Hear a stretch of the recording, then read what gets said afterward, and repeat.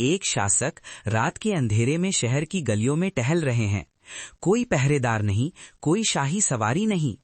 अचानक उन्होंने एक बच्चे के रोने की आवाज सुनी।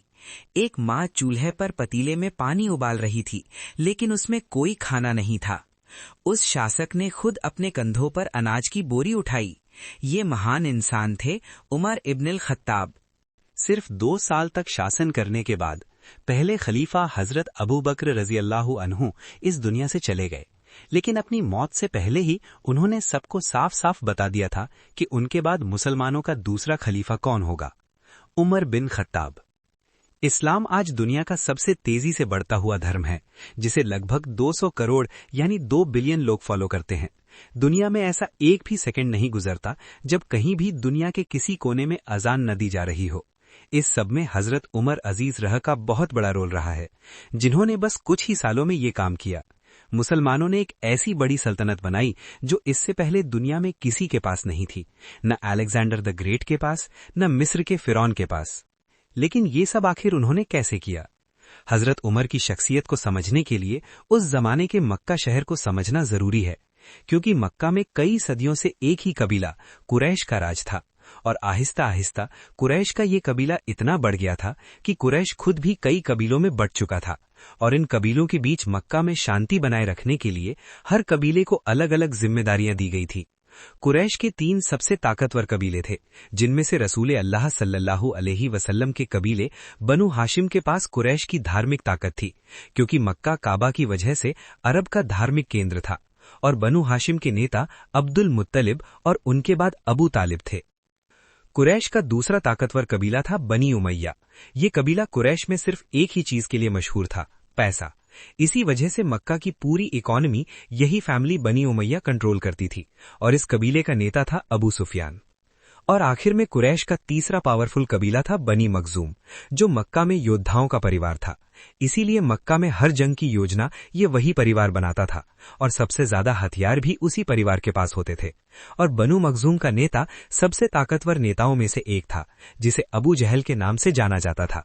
लेकिन हजरत उमर रज़ियल्लाहु अन्हु का ताल्लुक इन तीनों कबीलों में से किसी से भी नहीं था।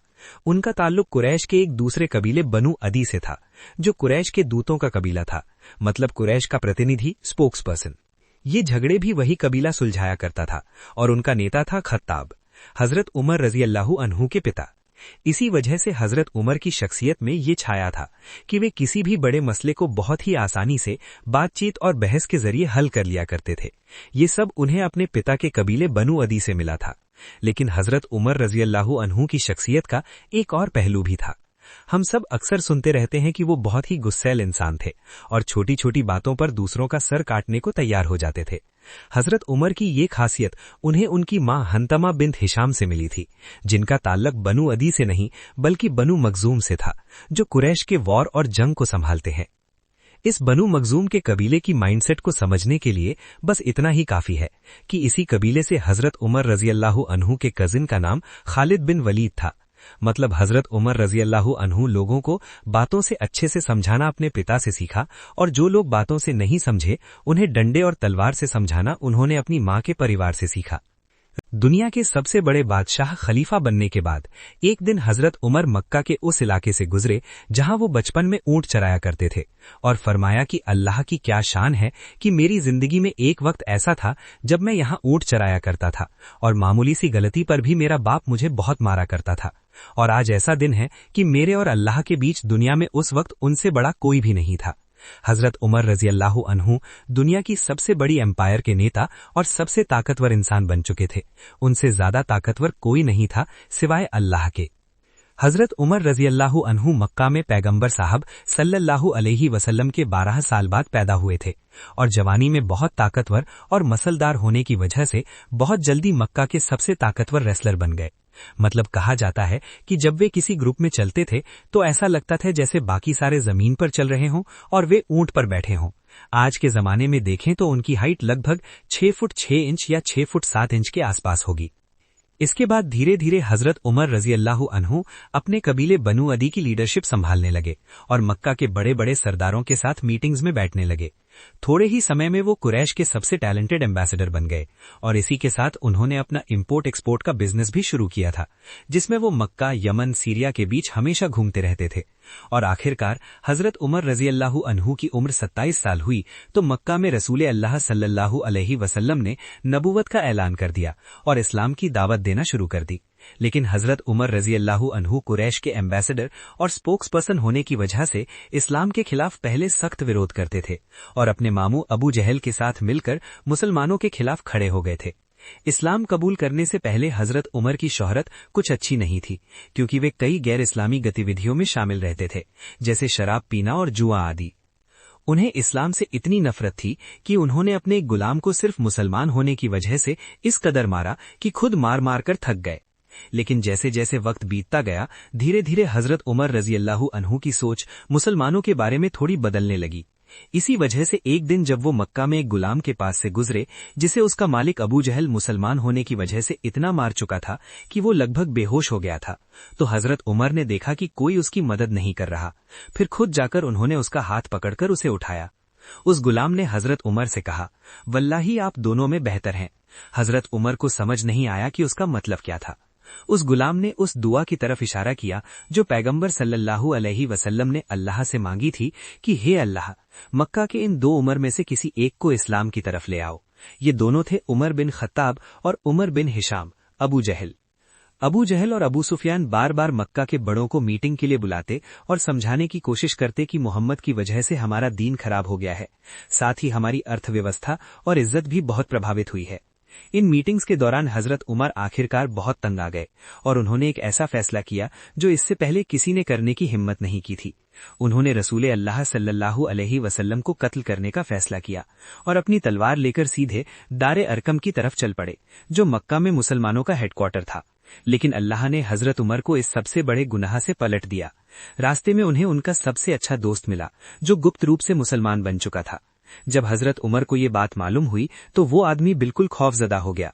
उसने कहा, रसूल अल्लाह सल्लल्लाहु अलैहि वसल्लम से मिलने से पहले अपने घर वालों की खबर तो ले लो। हजरत उमर बात समझ गए और सीधा अपनी बहन के घर जाने लगे। हजरत उमर की बहन फातिमा और उनके पति सईद बिन जैद पहले ही मुसलमान हो चुके थे। सईद बिन जैद हजरत उमर के साले थे और उनके चाचा के बेटे भी थे। जब हजरत उमर को पता चला तो वो सीधे अंदर गए और सईद बिन जैद को मारने लगे। उनकी बहन फातिमा ने उन्हें बचाने की कोशिश की, लेकिन हजरत उमर ने गुस्से में आकर उन्हें भी मार दिया, जिससे उनका खून बहने लगा। जब हजरत उमर ने अपनी बहन का खून देखा तो उन्हें आखिरकार समझ आई और उन्होंने कहा, मुझे कुरान दिखाओ कि इसमें क्या लिखा है। फिर कुरान पढ़ने के बाद वो आखिरकार मुसलमान हो गए। वो फिर दारुल अरकम की तरफ चल दिए। वहां हजरत हमजा रजी अल्लाह अन्हु ने कहा कि उमर को आने दो, अगर उसकी नीयत साफ है तो ठीक है। फिर आप सल्लल्लाहु अलैहि वसल्लम ने उनसे पूछा, क्या अब वक्त नहीं आया कि तुम सच को समझो? इसके बाद हजरत उमर ने इस्लाम कबूल कर लिया। वहां मौजूद सभी मुसलमान जोर जोर से अल्लाहू अकबर के नारे लगाने लगे।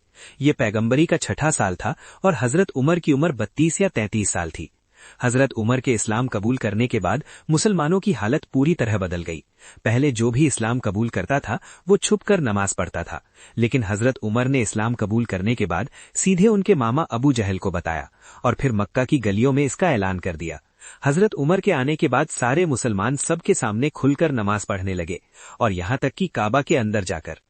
इन सब के बाद हजरत उमर रजी अल्लाह अन्हु ने अपनी पूरी जिंदगी पैगंबर साहब सल्लल्लाहु अलैहि वसल्लम और इस्लाम के लिए समर्पित कर दी। कुछ समय बाद वो मदीना की तरफ हिजरत कर गए। हिजरत के सिर्फ 2 साल बाद जंगे बद्र में हजरत उमर और हजरत हमजा की कयादत में लड़ाई में शामिल हुए। जंग जीतने के बाद कुरान की एक आयत नाजिल हुई जिसमें हजरत उमर की राय को तरजीह दी गई। इसी वजह से हजरत उमर का नाम अल फारूक रखा गया, जिसका मतलब होता है सच और झूठ के बीच फर्क करने वाला। उहुद और खंदक की लड़ाई में भी हजरत उमर शामिल थे। सुलह हुदैबिया के मौके पर पैगंबर साहब ने उन्हें मक्के वालों से बात करने को कहा, लेकिन हजरत उमर ने हजरत उस्मान को भेजने की सलाह दी। जब सुलह की शर्तें तय हो रही थी तो हजरत उमर थोड़े नाराज हुए, क्योंकि उन्हें लग रहा था कि शर्तें मुसलमानों के खिलाफ हैं। लेकिन बाद में उन्हें पैगंबर साहब के फैसले की समझ आई और वे हमेशा अल्लाह से माफी मांगते रहे। मक्का फतह होने के बाद जंगे तबूक में हजरत उमर ने अपनी सारी दौलत का आधा हिस्सा दे दिया। जब आप सल्लल्लाहु अलैहि वसल्लम इस दुनिया से रुखसत हुए तो हजरत उमर को यकीन ही नहीं आ रहा था। वे तलवार लेकर खड़े हो गए और कहा कि जो भी ये कहेगा कि रसूल अल्लाह सल्लल्लाहु अलैहि वसल्लम चले गए, मैं उसकी गर्दन उतार दूंगा। लेकिन हजरत अबू बकर आकर सबको समझाया। मदीना के लोग अपना नया नेता चुन रहे थे। तब हजरत उमर ने हालात को संभालने के लिए सबसे पहले हजरत अबू बकर के हाथ पर बैत की। इस तरह हजरत अबू बकर पहले खलीफा बने। हजरत अबू बकर के दौर में हजरत उमर उनके वजीर की तरह थे। दोनों ने मिलकर अरब को एकजुट किया।